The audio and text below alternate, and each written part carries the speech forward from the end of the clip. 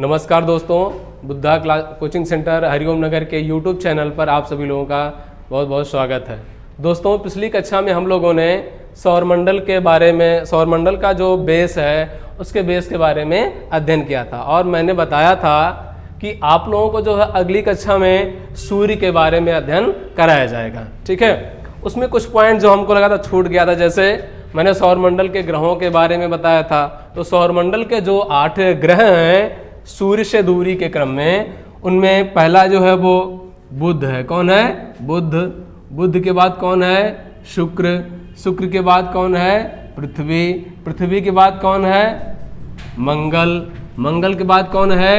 बृहस्पति। बृहस्पति के बाद कौन है? शनि।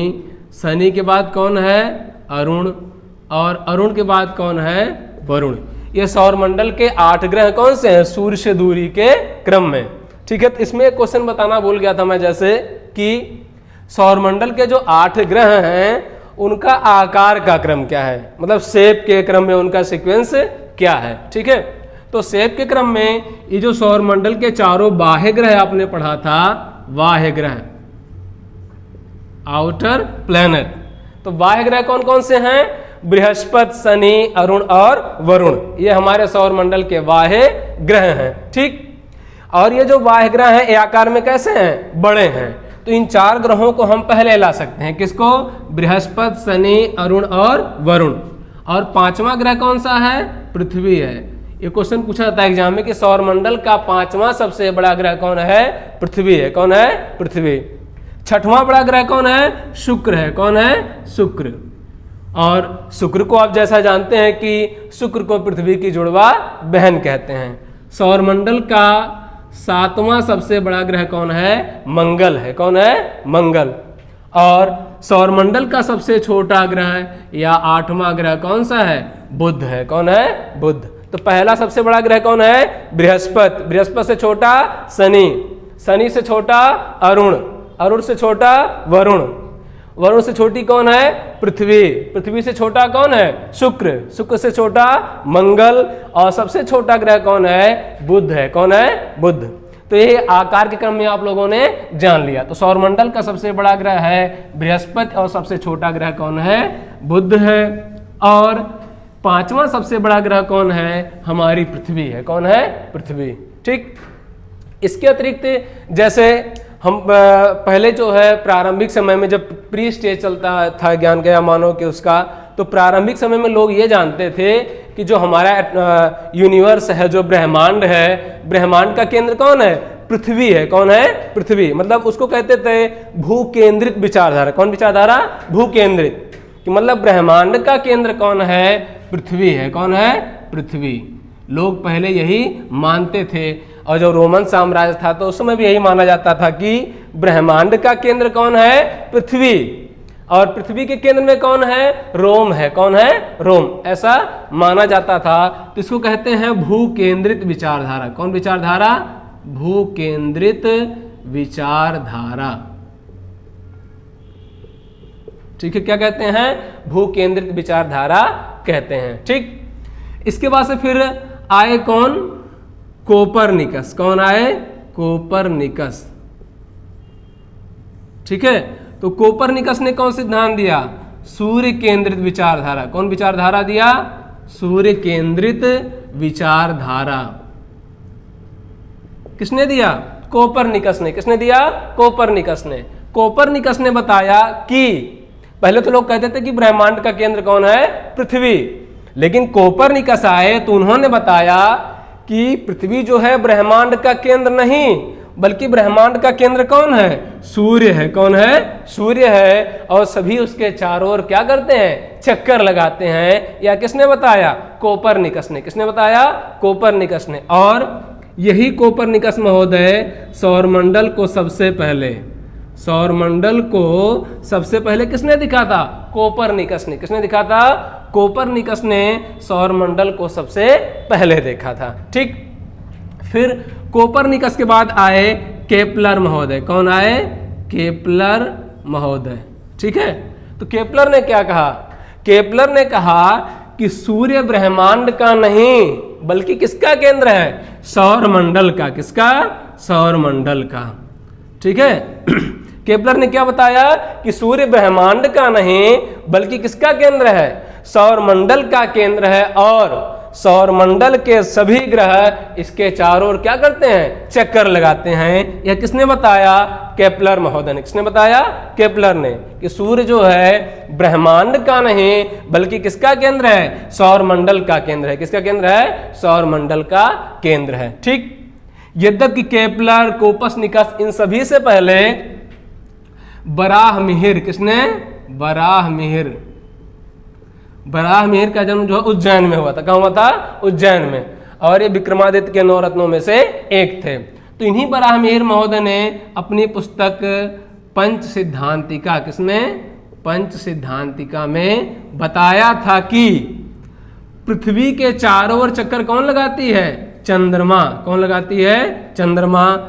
और पृथ्वी जो है किसके चारों ओर चक्कर लगाती है, सूर्य के चारों ओर चक्कर लगाती है। सबसे पहले किसने बताया था, वराहमिहिर ने अपनी पुस्तक पंच सिद्धांतिका में बताया था कि पृथ्वी का चक्कर कौन लगाती है, चंद्रमा, और पृथ्वी किसका चक्कर लगाती है, सूर्य का चक्कर लगाती है। किसने बताया था, वराहमिहिर महोदय ने अपनी पुस्तक पंच सिद्धांतिका में बताया था। ठीक है, इसके अतिरिक्त जो हमारा उस दिन अगला पॉइंट तक उसमें से क्वेश्चन जो छूटे थे ये इसी प्रकार से थे।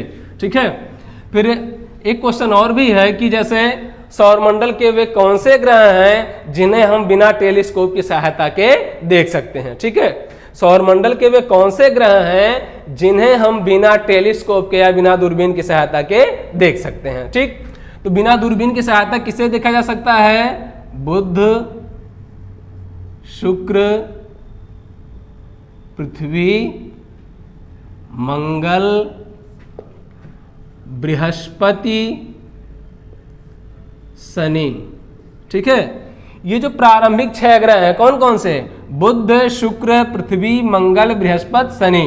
ठीक, मरकरी, वीनस, अर्थ, मार्स, जुपिटर और सैटर्न। ये जो 6 प्रारंभिक ग्रह हैं, इन प्रारंभिक 6 ग्रहों को हम बिना टेलीस्कोप की सहायता के देख सकते हैं। ठीक, अब यहीं पर एक क्वेश्चन ये भी बनता है कि टेलीस्कोप का आविष्कार किसने किया, तो टेलीस्कोप का आविष्कार किसने किया था, गैलीलियो ने। किसने किया था, गैलीलियो ने। ठीक है, टेलीस्कोप का आविष्कार किसने किया था, गैलीलियो महोदय ने टेलीस्कोप का आविष्कार किया था। और इन्हीं गैलीलियो महोदय ने आकाशगंगा को सबसे पहले देखा। ठीक, आकाशगंगा को सबसे पहले किसने देखा था, गैलीलियो महोदय ने देखा था। और इन्होंने किसका आविष्कार किया था, टेलीस्कोप का आविष्कार किया था, दूरबीन का आविष्कार किया था। ठीक, तो अगला हमारा पॉइंट क्या है, सूर्य है। कौन है, सूर्य।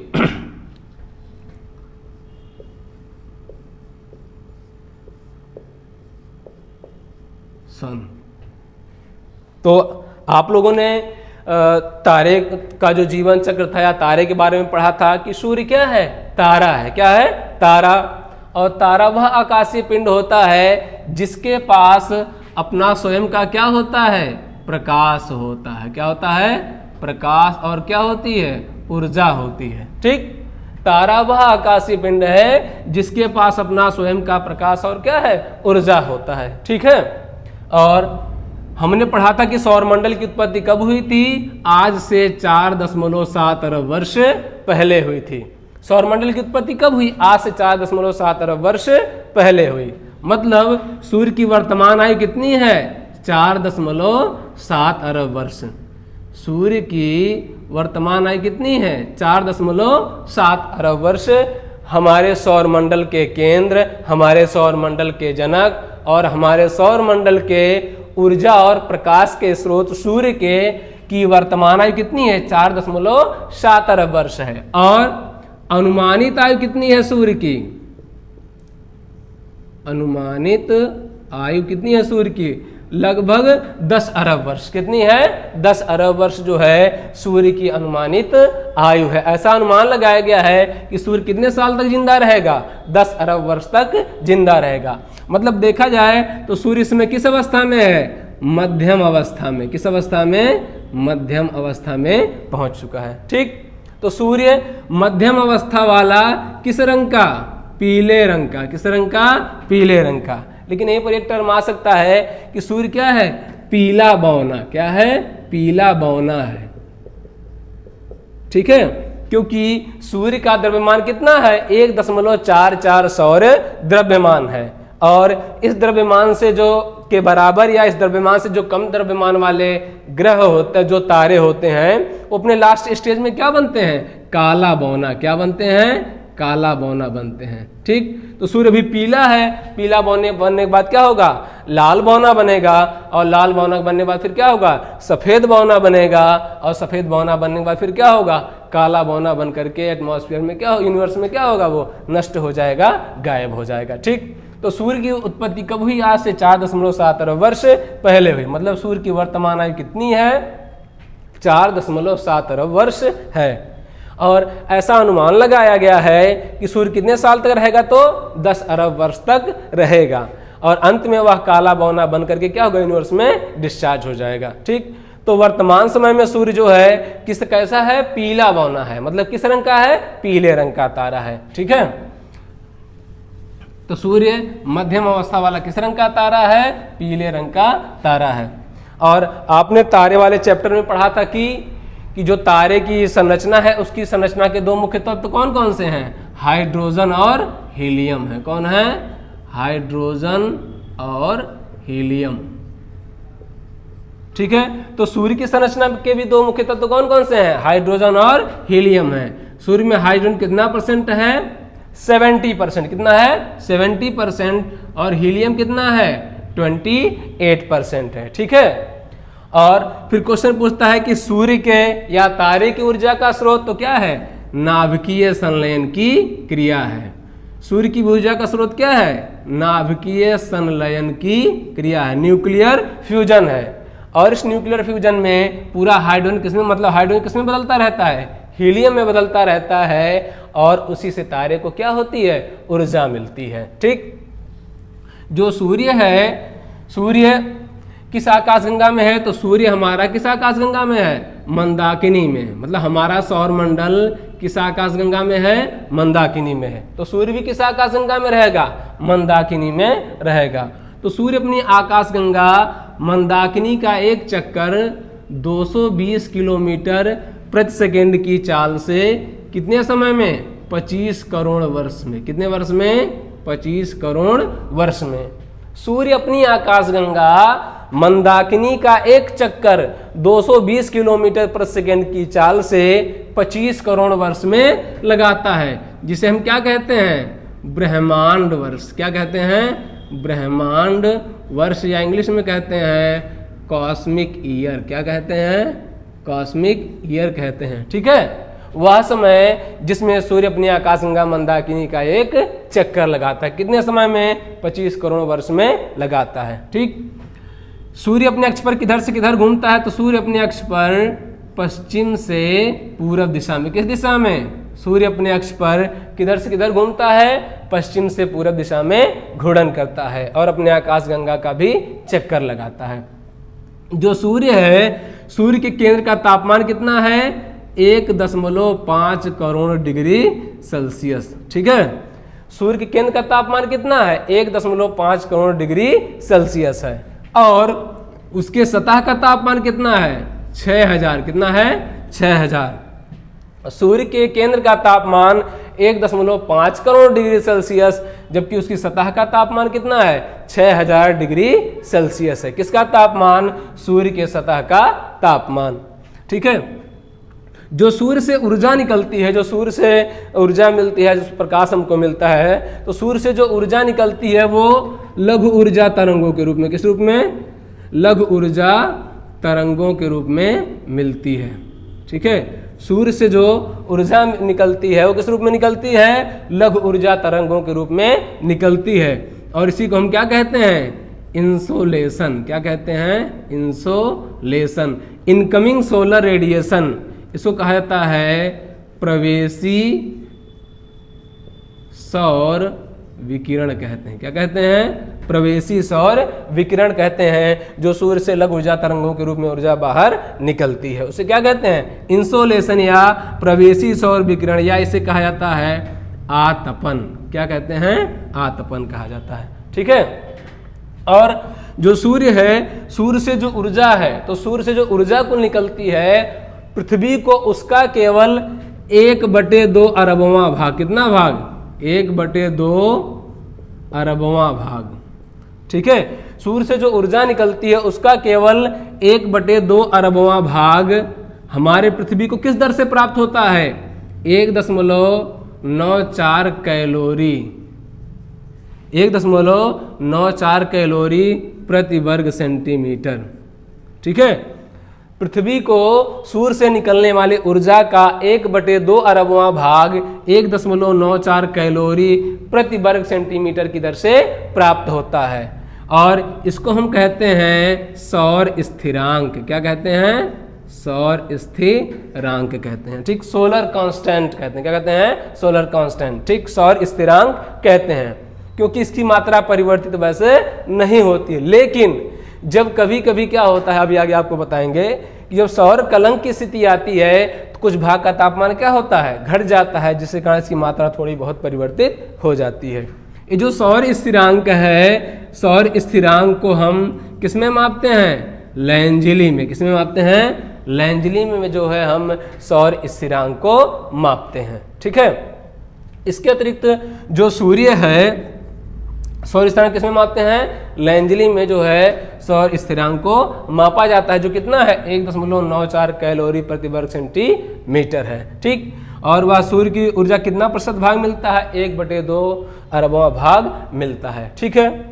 सूर्य हमारे पृथ्वी से कितना दूर स्थित है, 14.96 करोड़ किलोमीटर। कितना दूर स्थित है, 14.96 करोड़ किलोमीटर सूर्य हमारे पृथ्वी से दूर स्थित है, या औसत रूप में हम इसे कहते हैं 15 करोड़ किलोमीटर। कितना कहते हैं, 15 करोड़ किलोमीटर कहते हैं कि सूर्य हमारे पृथ्वी से दूर स्थित है, ठीक।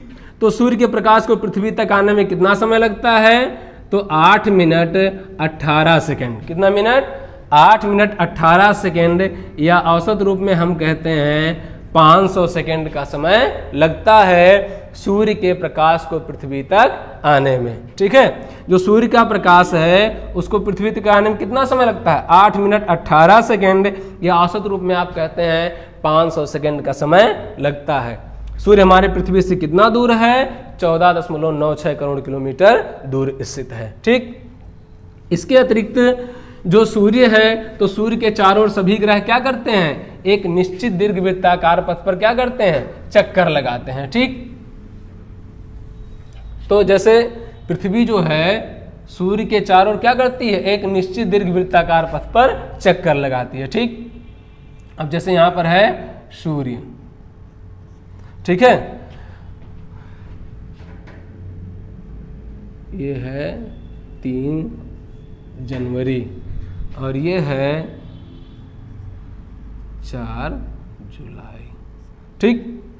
तो एक स्थिति है जैसे सूर्य की पृथ्वी से औसत दूरी कितनी है, 14.96 करोड़ किलोमीटर है, लेकिन दीर्घवृत्ताकार पथ होने के नाते पृथ्वी कभी सूर्य के सबसे पास में आ जाती है, कभी सबसे उससे दूर चले जाती है। तो सबसे पास में कब आती है, 3 जनवरी को। कब आती है, 3 जनवरी को आती है। कितनी दूरी पर आती है, 14.6 करोड़ किलोमीटर। कितना नजदीक आ जाती है, 14.6 करोड़ किलोमीटर निकट आ जाती है, ठीक। जब 14.6 करोड़ किलोमीटर पास में आ जाती है तो उसे हम क्या कहते हैं, उपसौर। क्या कहते हैं, उपसौर, या इंग्लिश में कहते हैं पेरीहीलियन। क्या कहते हैं, पेरीहीलियन, ठीक है। पृथ्वी जब सूर्य के सबसे पास में कब होती है, 3 जनवरी को।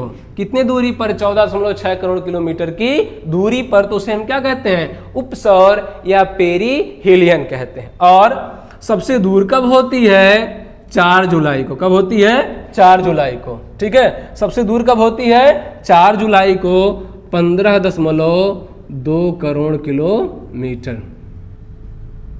कितना दूर होती है, 15.2 करोड़ किलोमीटर दूर होती है। कब, 4 जुलाई को। और इस स्थिति को क्या कहते हैं, अपसौर। क्या कहते हैं, अपसौर, या इंग्लिश में कहते हैं एपीहीलियन। क्या कहते हैं, एपीहीलियन कहते हैं, जब पृथ्वी सूर्य से सबसे दूर होती है। ठीक है, तो सबसे पास में कब होती है, 3 जनवरी को। तो जैसे आप लोग मन में एक विचार आ रहा होगा कि 3 जनवरी को सूर्य पृथ्वी के सबसे निकट होता है, तो हमारे वहाँ ठंडी पड़ती है। ठीक, तो ठंडी इसलिए पड़ती है क्योंकि सूर्य समय कहाँ रहता है, दक्षिणी गोलार्ध में। कहाँ पर रहता है, दक्षिणी गोलार्ध में रहता है। ठीक है, तो जो अगला नेक्स्ट क्लास आएगा पृथ्वी, उसमें आपको इसको अच्छे से बताएंगे। ठीक है, तो अभी यहाँ सूर्य के बारे में बस केवल है। ठीक, तो 3 जनवरी को सूर्य कहाँ, किस गोलार्ध में रहता है, दक्षिणी गोलार्ध में। तो जो दक्षिणी गोलार्ध में रहेगा और हमारे वहाँ वही तापमान कम मिलता है सूर्य का, तो हमको सूर्य के उस निकटता का आभास नहीं होता है। लेकिन दक्षिणी गोलार्ध में सामान्य से 6.5% तक गर्मी क्या होती है, ज्यादा पड़ती है, लेकिन हमारे वहाँ शीत ऋतु रहने के नाते इसका आभास नहीं होता है। ठीक है, तो सूर्य पृथ्वी के सबसे निकट कब होता है, 3 जनवरी को। उसे क्या कहते हैं हम, उपसौर। सबसे दूर कब होता है, 4 जुलाई को, इसे हम क्या कहते हैं, अपसौर कहते हैं। क्या कहते हैं, अपसौरिका कहते हैं या अपसौर कहते हैं। ठीक है,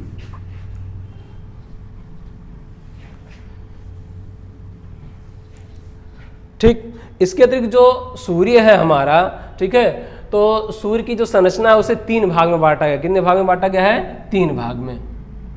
जैसे यह है सूर्य का केंद्र।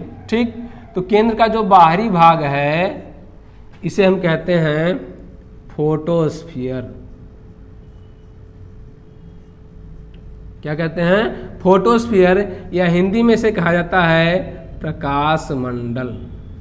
क्या कहते हैं, प्रकाश मंडल कहते हैं। ठीक, तो सूर्य के केंद्र का बाहरी भाग कौन सा है, फोटोस्फीयर या प्रकाश मंडल है। ठीक, और इस जो ये जो प्रकाश मंडल है, प्रकाश मंडल पर क्या होता है कि प्रकाश मंडल पर प्रत्येक 11.1 वर्ष बाद, कितने वर्ष बाद, 11.1 वर्ष बाद, प्रकाश मंडल पर प्रत्येक 11.1 वर्ष, जैसे आपने पढ़ा कि जो सूर्य की सतह है उसका तापमान कितना है, 6000 डिग्री सेल्सियस। कितना है, 6000 डिग्री सेल्सियस है। ठीक, तो क्या होता है, प्रत्येक 11.1 वर्ष बाद सौर कलंक, कौन सी स्थिति आती है, सौर कलंक की स्थिति आती है, या इसे हम सौर चक्र भी कहते हैं। क्या कहते हैं, सौर चक्र या सोलर स्पॉट भी कहा जाता है। ठीक, ये जो सौर कलंक होता है यह प्रत्येक 11.1 वर्ष बाद दिखाई देता है, जिसके कारण वो जो 6000 डिग्री सेल्सियस वाला है सतह,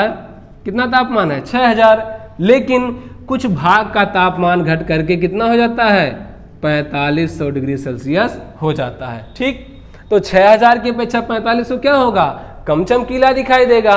इसी के नाते इसे हम क्या कहते हैं, सौर कलंक। क्या कहते हैं, सौर कलंक या सौर चक्र कहते हैं। क्या कहते हैं, सौर चक्र। ये जो सौर कलंक होता है इसके 2 भाग होते हैं। ठीक है, एक जो एकदम काला डार्क वाला भाग होता है उसे कहते हैं हम अंबरा। क्या कहते हैं, अंबरा, या हिंदी में कहा जाता है प्रच्छाया। क्या कहते हैं, प्रच्छाया।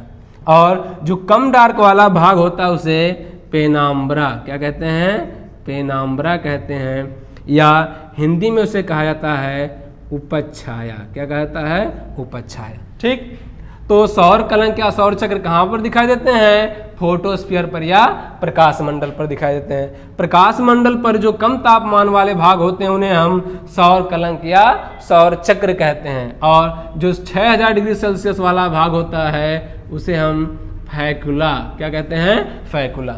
तो फोटोस्फीयर के चमकीले वाले भाग को क्या कहते हैं, फैकुला, और जो उसका कम चमकीला या अंधेरा वाला भाग होता है उसे हम सौर कलंक कहते हैं, जो कितने साल बाद दिखाई देता है, प्रत्येक 11.1 वर्ष बाद दिखाई देता है। सौर कलंक के अधिक काले वाले भाग को क्या कहते हैं, अंबरा या प्रच्छाया, और जो कम काला होता है उसे हम पेनाम्बरा या उपच्छाया कहते हैं। ठीक, इसके अलावा जो फोटोस्फीयर है, फोटोस्फीयर के बाहर वाला जो पार्ट है सूर्य के केंद्र उसका, उसे हम कहते हैं वर्णमंडल। क्या कहते हैं, वर्णमंडल, या इंग्लिश में से कहते हैं क्रोमोस्फीयर। क्या कहते हैं, क्रोमोस्फीयर। तो जो वर्णमंडल या क्रोमोस्फीयर है, वर्णमंडल या क्रोमोस्फीयर सूर्य के वायु मतलब इसको आप कह सकते हैं कि ये सूर्य का जो बाहरी भाग है, ठीक है, और यहाँ पर गैसों का आवरण जो है आपको ज्यादा मिलेगा। तो गैसों का आवरण ज्यादा होने के नाते यहाँ पर घनत्व कम मिलता है और तापमान क्या होता है, ज्यादा मिलता है। कहाँ पर, वर्णमंडल या क्रोमोस्फीयर में मिलता है। ठीक, वर्णमंडल के बाद जो सूर्य का सबसे बाहरी भाग है इसको हम कहते हैं कोरोना। क्या कहते हैं, कोरोना, या हिंदी में इसे कहा जाता है सूर्य किरीट। ठीक, तो सूर्य का ये क्या है, वायुमंडल है। क्या है, सूर्य का वायुमंडल, सूर्य के संरचना का सबसे बाहरी भाग, और इसी बाहरी भाग में हमारा सौरमंडल स्थित है। क्या स्थित है, सौरमंडल स्थित है। और इसी बाह्य भाग में सौर पवन क्या प्रवाहित होती है, सौर पवन। एक क्वेश्चन पूछा था एग्जाम में, ठीक है, कि सौर पवन, तो सौर पवन किसका होता है, इलेक्ट्रॉन और प्रोटॉन का। किसका होता है, इलेक्ट्रॉन और प्रोटॉन की पवनें बहती हैं कहाँ पर, ये जो हमारा कोरोना है इसी में प्रवाहित होती हैं। ठीक है, जिसे हम क्या कहते हैं, सौर पवन कहते हैं। क्या कहते हैं, सौर पवन। और ये जो वर्णमंडल है, वर्णमंडल में क्या होता है, कभी कभी की जो सौर पवनें हैं या जो सूर्य में जलती हुई गैसें हैं उनमें क्या होता है, विस्फोट होता है। तो सौर ज्वाला कहाँ देखने को मिलता है, सौर ज्वाला, या इसको कह सकते हैं सोलर फ्लेयर। तो सोलर फ्लेयर कहाँ मिलता है देखने को, वर्णमंडल में। कहाँ पर मिलता है, वर्णमंडल में। जबकि सौर पवनें कहाँ पर मिलती हैं, आपके कोरोना में या सूर्य किरीट में मिलती हैं। ये क्या होती हैं, इलेक्ट्रॉन और प्रोटॉन से संबंधित जो है वो पवनें होती हैं, जो हमारे एटमॉस्फेयर में आती हैं, या उससे सभी ग्रहों को क्या होता है, प्रकाश और ऊर्जा मिलता है। ठीक, इसके अलावा जब पूर्ण सूर्य ग्रहण हो जाता है, क्या होता है, पूर्ण सूर्य ग्रहण हो जाता है, तो पूर्ण सूर्य ग्रहण के समय जो सूर्य का हमको बाहरी भाग दिखाई देता है वो कौन होता है, कोरोना या सूर्य किरीट होता है। और इसी कोरोना या सूर्य किरीट में डायमंड रिंग, कौन सी अवस्था आती है, डायमंड रिंग की अवस्था। मतलब जैसे सूर्य का धीरे धीरे हट रहा है तो कुछ भाग आपको यहाँ पर दिखाई देगा ना, इस प्रकार चमकता हुआ, तो वो अंगूठी के समान दिखाई देता है, जिसको हम क्या कहते हैं, डायमंड रिंग कहते हैं। तो डायमंड रिंग की अवस्था कब आती है, जब पूर्ण सूर्य ग्रहण के बाद सूर्य क्या होता है, धीरे धीरे जो चंद्रमा धीरे धीरे क्या होती है, हटती है, तो जो अवस्था दिखाई देती है उसको हम क्या कहते हैं, डायमंड रिंग कहते हैं। ठीक, तो सूर्य की संरचना कितने भाग में बांटा गया है, 3 भाग में। कौन कौन सा है, पहला है हमारा फोटोस्फीयर, प्रकाश मंडल। प्रकाश मंडल के चमकीले भाग को क्या कहते हैं, फैकुला, और कम चमकीले भाग को क्या कहते हैं, सौर कलंक। तो फोटोस्फीयर के बाहरी भाग को क्या कहते हैं, वर्णमंडल या क्रोमोस्फीयर। क्रोमोस्फीयर में सूर्य से निकलने वाली जो गैसें होती हैं, उन गैसों के बीच टक्कर होने से उनमें विस्फोट होता है, टक्कर होने से, और उस विस्फोट को हम क्या कहते हैं, सौर ज्वाला कहते हैं। क्या कहते हैं, सौर ज्वाला। इसके अलावा जो सूर्य की संरचना का सबसे बाहरी भाग या सूर्य के आप कह सकते हैं वायुमंडल है, जिसमें हमारा सौरमंडल स्थित है, उसे हम क्या कहते हैं, कोरोना या सूर्य किरीट कहते हैं। और इसी कोरोना में कौन सी पवनें प्रवाहित होती हैं, सौर पवन। कौन पवन प्रवाहित होती है, सौर पवन। कहाँ पर प्रवाहित होती है, कोरोना में या सूर्य किरीट में प्रवाहित होती है। ठीक, इसके अतिरिक्त जैसे क्वेश्चन पूछता है कि हमारे सौर मंडल के सबसे निकट का तारा कौन है, हमारे सौर मंडल के सबसे निकट का तारा कौन है, तो हमारे सौर मंडल के सबसे निकट का तारा कौन है, प्रॉक्सिमा सेंचुरी। हमारे सौर मंडल के सबसे निकट का तारा कौन है, प्रॉक्सिमा सेंचुरी। और प्रॉक्सिमा सेंचुरी के बाद कौन है, साइरस है। कौन है, साइरस, या इसे हम क्या कहते हैं, डॉग स्टार। क्या है, डॉग स्टार। या ऐसे पूछ सकता है कि पृथ्वी के सबसे निकट का तारा कौन है, तो पृथ्वी के सबसे निकट का तारा कौन है, सूर्य है। कौन है, सूर्य। सूर्य पृथ्वी के सबसे निकट का तारा है। ठीक है, इसके अलावा जैसे हम देखते हैं कि जो सूर्य हमको एकदम से गोल दिखाई देता है ना, ठीक है, लेकिन जो सूर्य की सतह है ना वो ऊबड़ खाबड़ है, मतलब वो पूरी तरीके से गोल नहीं है।